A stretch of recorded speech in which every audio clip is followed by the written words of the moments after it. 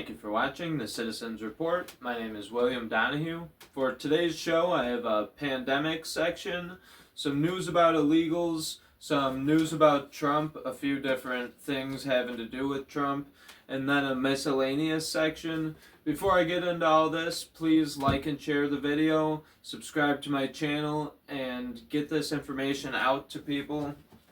As you'll notice recently, if you go in my videos and you look at the views, the videos with the least amount of views tend to be the best information due to the fact that some things get shadow banned. So one of the things that was shadow banned was me talking about global government and pointing out the fact that a lot of the governments work together through treaties and different things. So my first section is pandemics. This right here. If you can look this up and download it, it's a big thing. I only printed off like 3 pages. U.S. Government Global Health Security Strategy 2024. So this was just passed recently. And this here I highlighted some, but signed by Joe Biden. It says, I talk about the success of the response of the COVID pandemic, and they say, this new global health security strategy lays out the actions that the United States will take over the next 5 years to ensure we continue this progress and deliver on the goals established in my administration's 2022 National Biodefense Strategy and Implementation Plan and Bipartisan Global Health Security and International Pandemic Prevention, Preparedness, and Response Act of 2022. It says, through investments and cooperation with foreign partners, we will continue to build our capacity to prevent and detect and respond to biological threats wherever they emerge. So, not sure what successes that he's had converging with foreign governments on preparing for pandemics. I'm not sure what he's talking about there. But they have a treaty much like Event 201 or, all these different things that unify the response to a pandemic. So here's the 5th page of that document. I'm not sure. I don't think you guys can see what I'm showing you, but look this document up and read it. It's scary. So they talk about having pre-planned the legal framework, the preparedness and response policies, research and development, national health systems, funding and financing, surveillance and early warning systems, and global and regional organization. So that sounds like being one step ahead of the game and a good thing, but it also could be manipulated if you needed it to. So that's something huge to pay attention to. As the CDC reveals outbreak on a cruise ship from unknown illness. U.S. Center for Disease Control and Prevention reported that more than 24 people on board a cruise ship fell ill due to gastrointestinal outbreak. So things like this, things like that bird flu that just broke out, that monkeypox scare, and all these different things that they're talking about, and with the migrants coming over, could be carrying tuberculosis, people from all over the world. So now they have a treaty where they're going to be unified in their response with other countries to combat potential outbreaks. Not that we didn't have these treaties before, but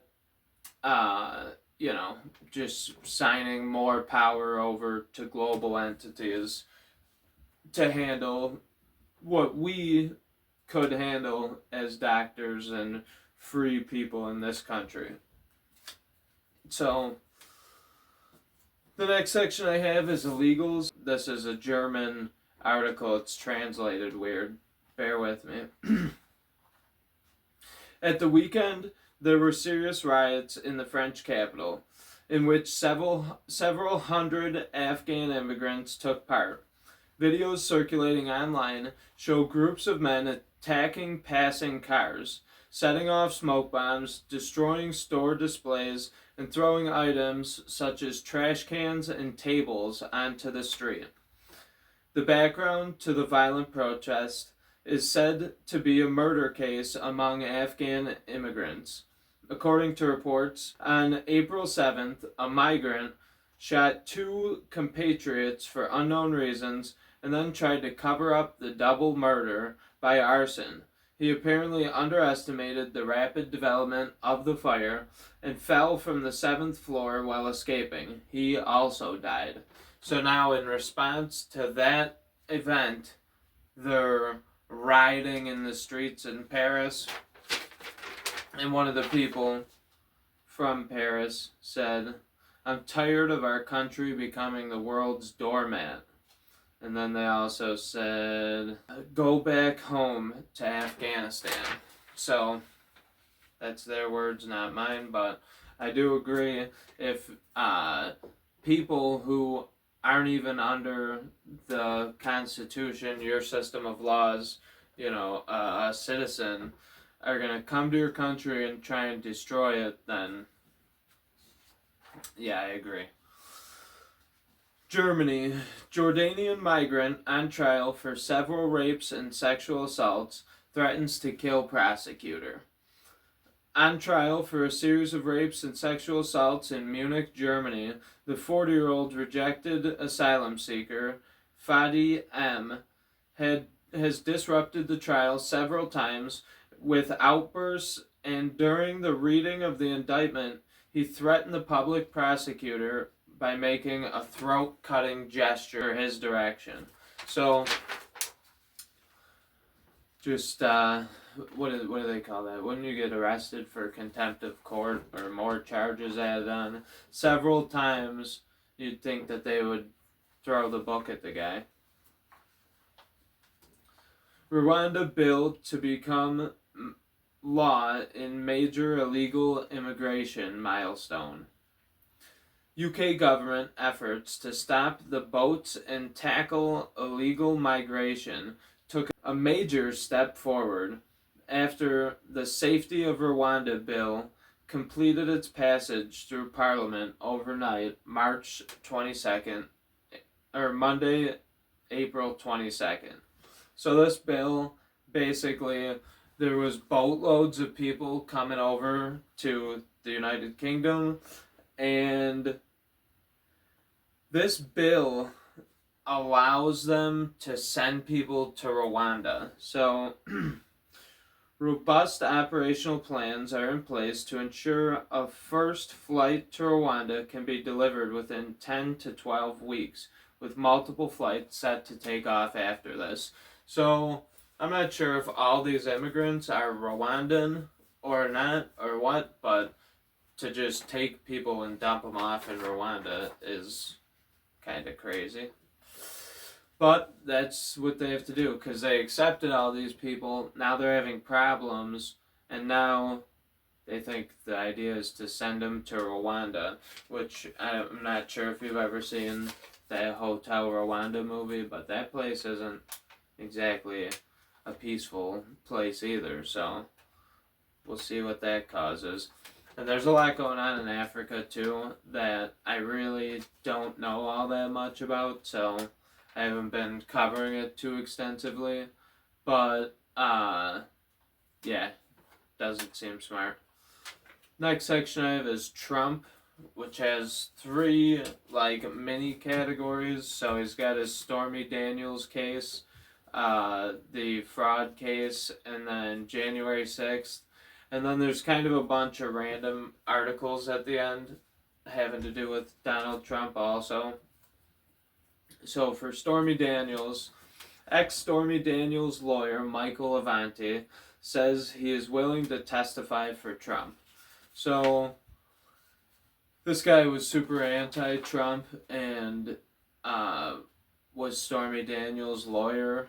He did jail time for something, and basically he wants to testify for Trump, so I'm not sure what the implications of this are or what this exactly means, but hopefully he's got something good to bring to the table in that case.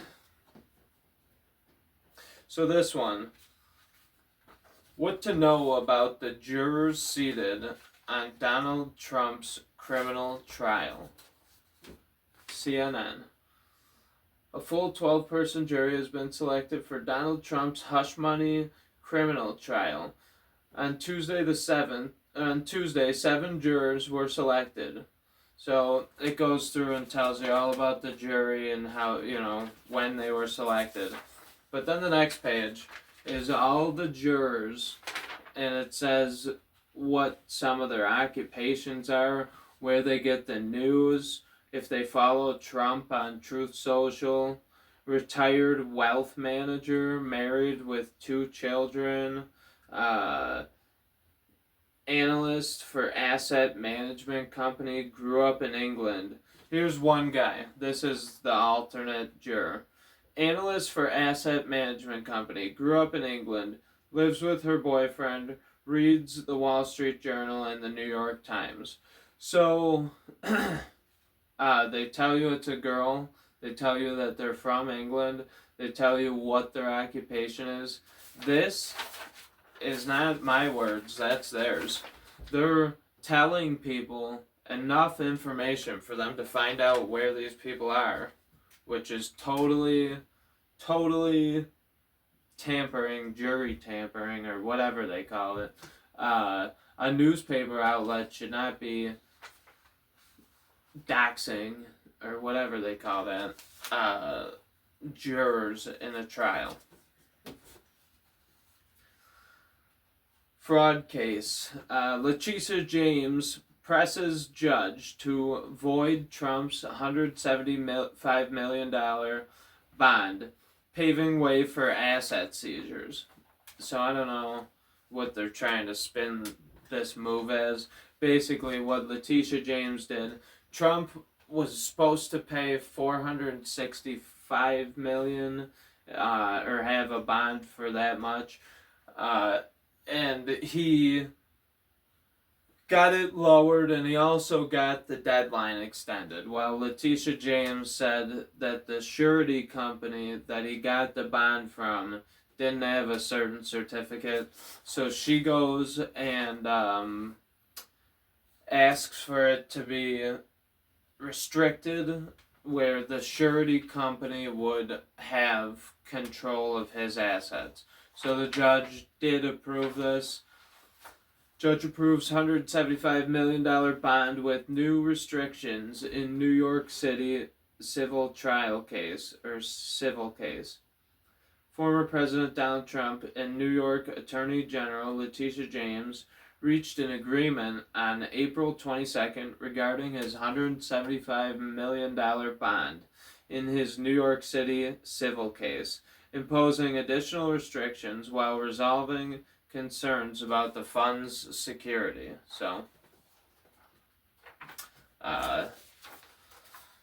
just another move. I mean, they said that his original bond was like ridiculous.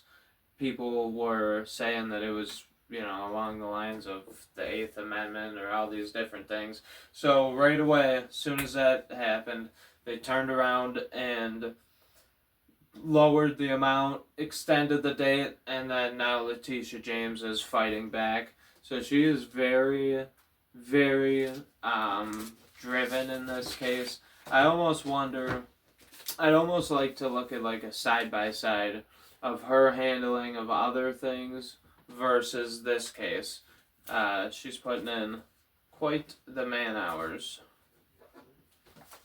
So, January 6th, Trump may be denied Secret Service protection under new Democrat bill. This is related to January 6th. If he was to serve jail time, basically, Representative Benny Thompson, former chair of the now defunct January 6th committee, introduced H.R.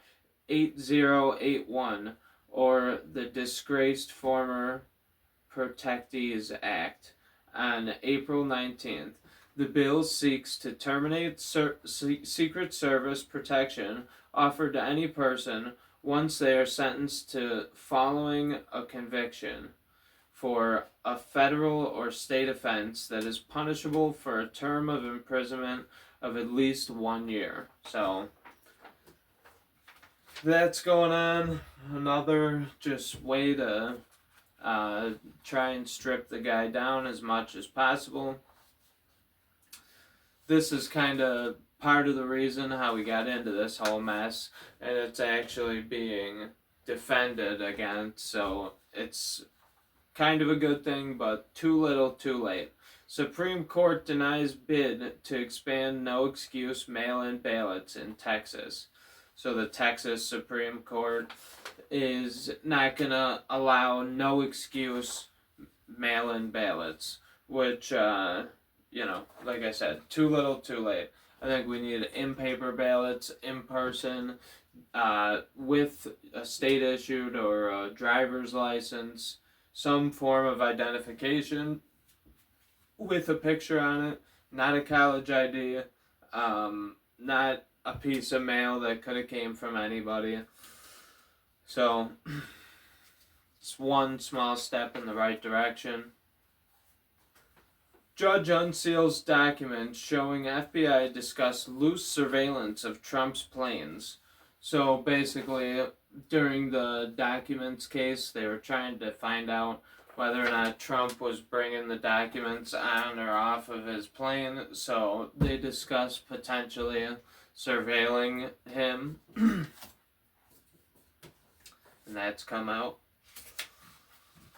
Now, for the miscellaneous section, it's just a bunch of random stuff, but it's kind of illustrative of what's the state of our country. Joe Biden talked about the State of the Union and didn't really get into any of the issues taking place. He more or less babbled about things that made our country look good, whether or not they were true. So, pro-Palestine protesters clash with NYPD.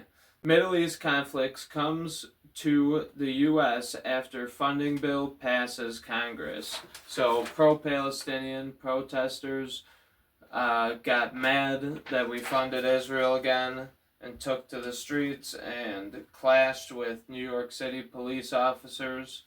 And I don't know. This stuff is ridiculous. It's ridiculous that we have all these foreign conflicts going on, all these illegals coming in. Where is our culture supposed to hold importance? American culture. Not that it's any one specific ethnic group or whatever, but the melting pot of American culture.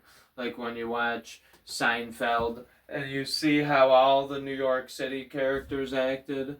Well, if that gets overrun by different people and alters the entire culture of that area, when is our culture going to be held to an importance? Because this is America. We're the American citizens. That's our culture. I just don't get it. I don't get... I get accepting people, but I don't get allowing them to trample on our pillars of our society. So, more insurance companies leaving California. I'm not sure what they foresee coming in the near future, which is a prediction in its own. It's a veiled prediction of mine. I'm not sure what they see coming, but in California, insurance companies like Farmers Insurance, State Farm, Allstate, different companies are dropping California insurance policies. So that's happening. And realistically, I don't know. Insurance is going up all over the place. Insurance companies don't want to insure anything anymore. So, Supreme Court curbs power of local governments to impose permitting fees. This was going on in California also.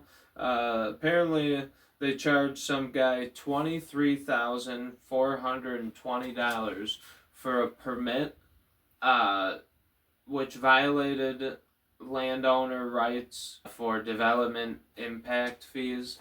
So I think that's a good thing that they did. Who was it? That was the Supreme Court. That was a good thing on the part of the Supreme Court. Nearly 20 states are weighing legislation that would make assisted suicide legal. Nearly half of the U.S. is weighing bills that would make assisted suicide legal, showing signs that the debate among Americans regarding one's right to die is growing. This is just a messed up thing. I understand emotional swings and ups and downs in life, but, you know, a few weeks after you might have chose to do something, you might also improve your life, meet someone. I don't know what happened, what everyone's future entails, but I don't think that taking your life by any unnatural causes is morally correct, and therefore that's a voting issue that I don't stand with. So JP Morgan sells 80 million customer transaction histories to advertisers. Earlier this month, JP Morgan Chase issued a press release stating that they are now connecting 80 million U.S. consumers with the brands they love, which is a polite way of saying the major bank is selling customers' transactions and history to third parties, chiefly advertisers, for the purpose of targeted ads. That's, I don't know. That should be illegal. Nobody, I don't know who, well, I guess when you sign the terms and service, I don't know if that's in there or not, but,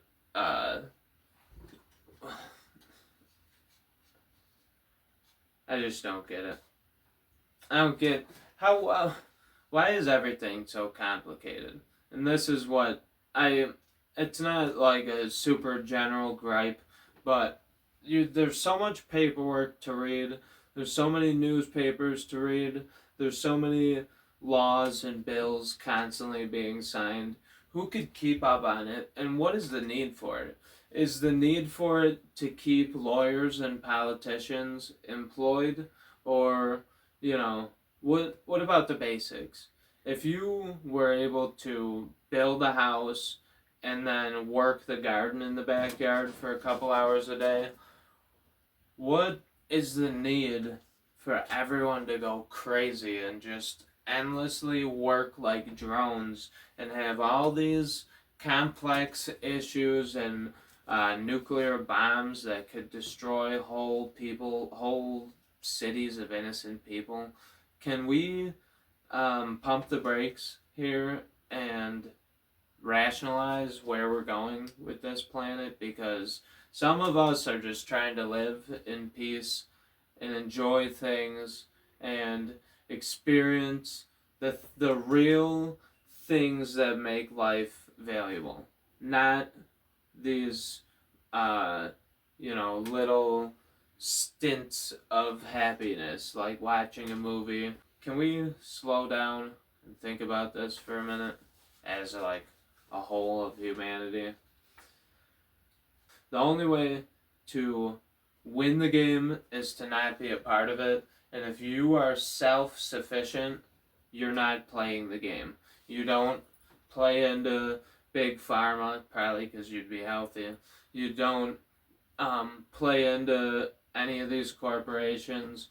and you don't fund any of these big things, anything. It all comes from the ground and from the earth where it should. So that's really what I've been thinking about a lot lately.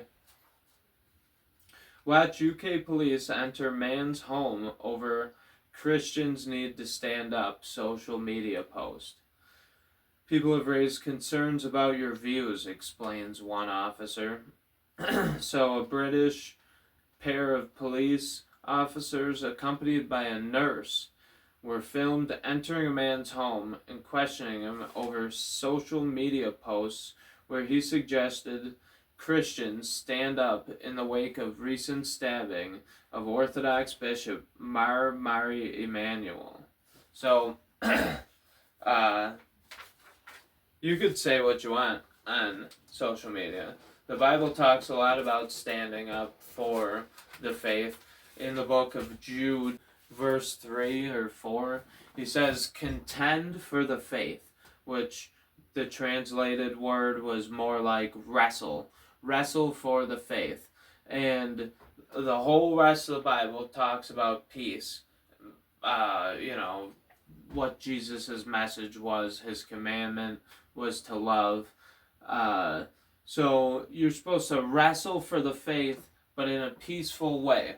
So if you say, as a Christian, that Christians need to stand up, that's to pray more, to talk, evangelize more, that's to get out and stand up and contend for the faith. And I agree that we should do that, and I disagree with the police for pressuring somebody on their belief system, their freedom of religion. That's all I have for you today. Thank you for watching, and I hope that you have a good night. Thank you for watching The Citizens Report with William Donahue. On this show, we search for knowledge, wisdom, and understanding of the world around us through the lens of an American citizen.